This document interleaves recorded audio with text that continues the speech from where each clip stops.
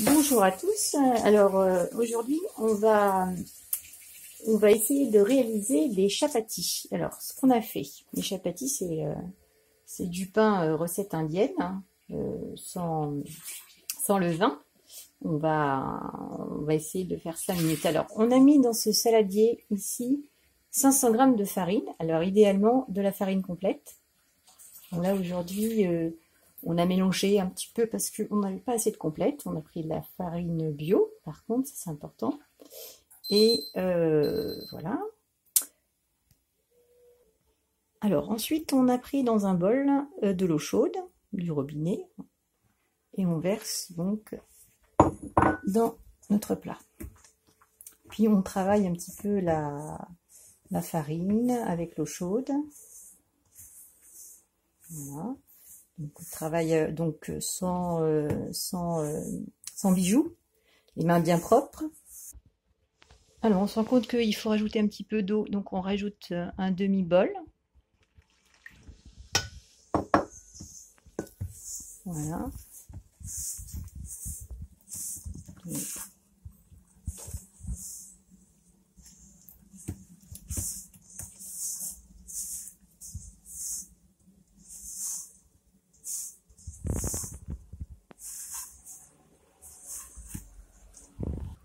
Ensuite, on prend donc un demi-yaourt.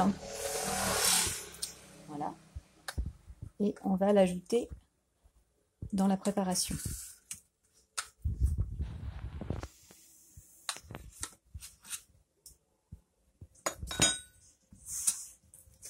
Donc de nouveau, on travaille la pâte.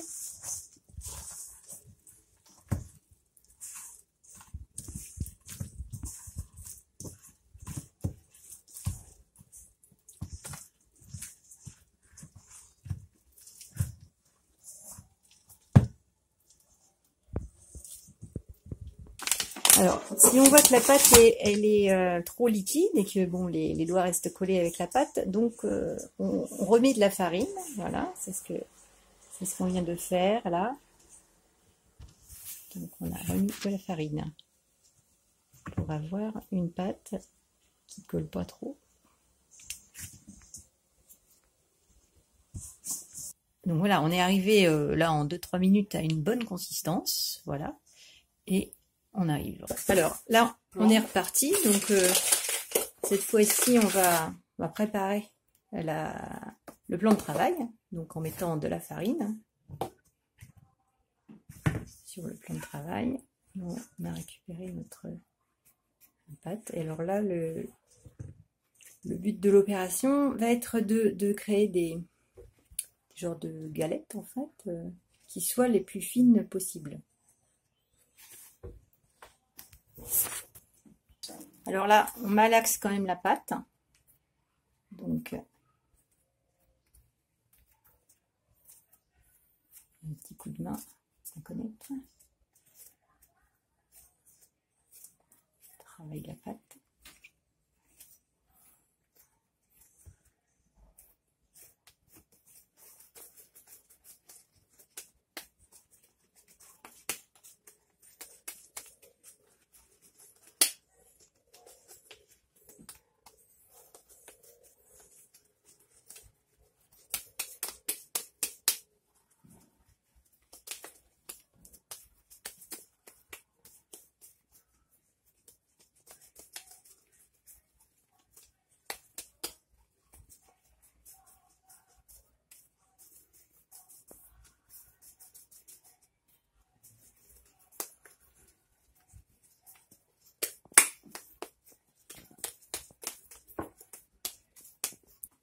Alors là, on a laissé un tout petit peu, on laisse un petit peu reposer la pâte après l'avoir bien malaxée.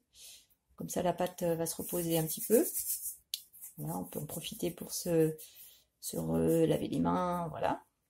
Alors, donc là, on a effleuré un petit peu, c'est-à-dire que nous avons rajouté un peu de farine sur notre plan de travail, parce que le plan de travail était un peu trop collant.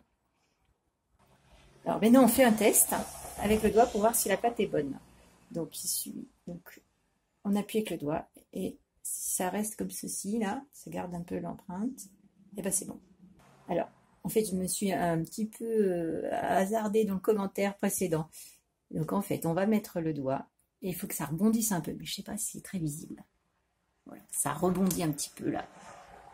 Donc elle retrouve sa forme, donc c'est bon. Maintenant, on va partager la pâte en petits pâtons. Voilà, on commence à faire des boules. Donc voilà, on a fait des petits pâtons et maintenant on commence à étaler un par un les pâtons. Et tiens, donc un rouleau de pâtissier en bois. Et donc on essaye de les faire assez fines, le plus fines possible.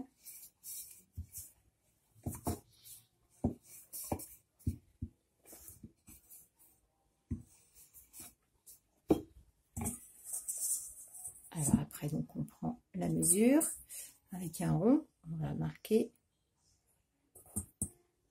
pour. Donc là, une fois qu'on a bien marqué, on enlève le pâton qui dépasse, comme ça on aura des ronds bien réguliers.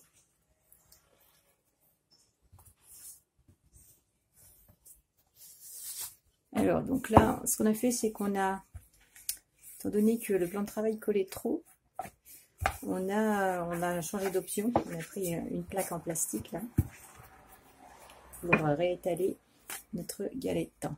Donc on a effleuré la farine.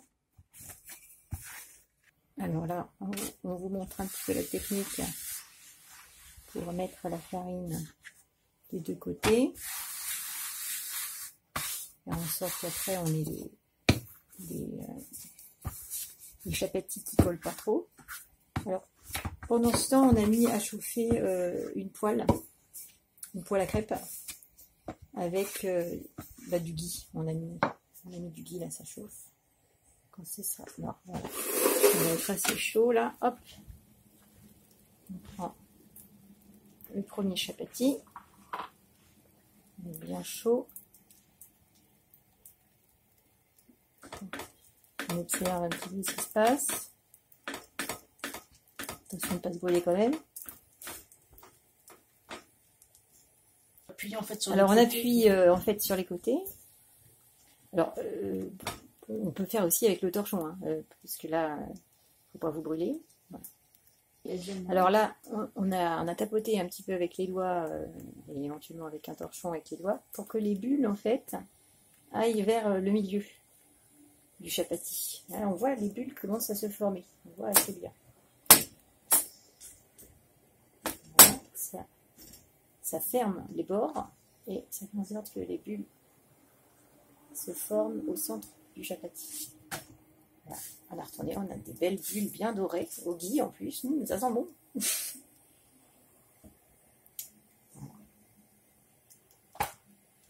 Et on a un premier chapati qui va être quasiment prêt à déguster. Hop, alors là, on met par-dessus et on va remettre une assiette dessus pour faire en sorte que les chapatis ne sèchent pas. Ça sèche très très vite en fait. Là, on va remettre un peu d'huile sur la poêle. Alors là, on a un super chapati qui a gonflé, extraordinaire. Voilà. Alors là, on fait un petit peu de décoration sur les bords. On a retourné le chapati. Voilà.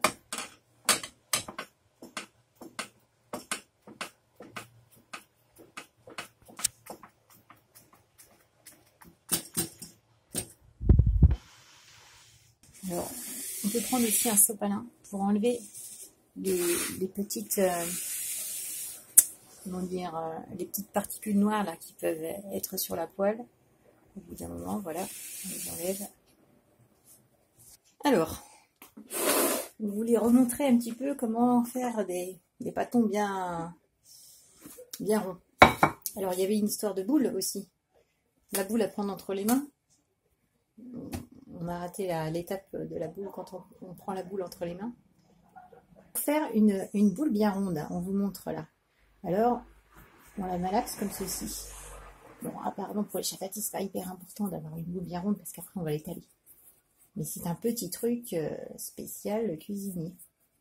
Sinon, la pâte, donc je continue à filmer, je vous explique que la pâte, on la travaille de 10 à 5 minutes. On peut même, si on a du temps, la laisser reposer une demi-heure.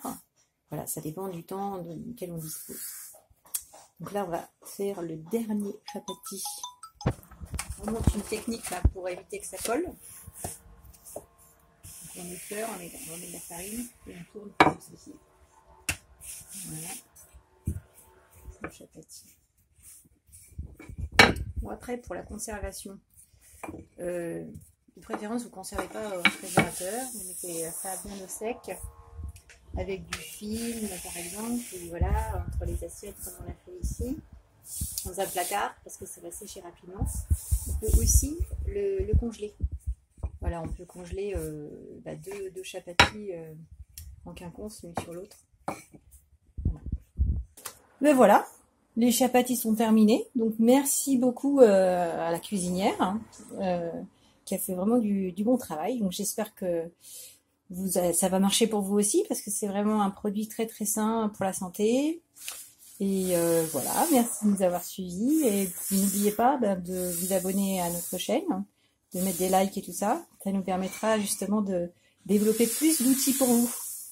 À bientôt!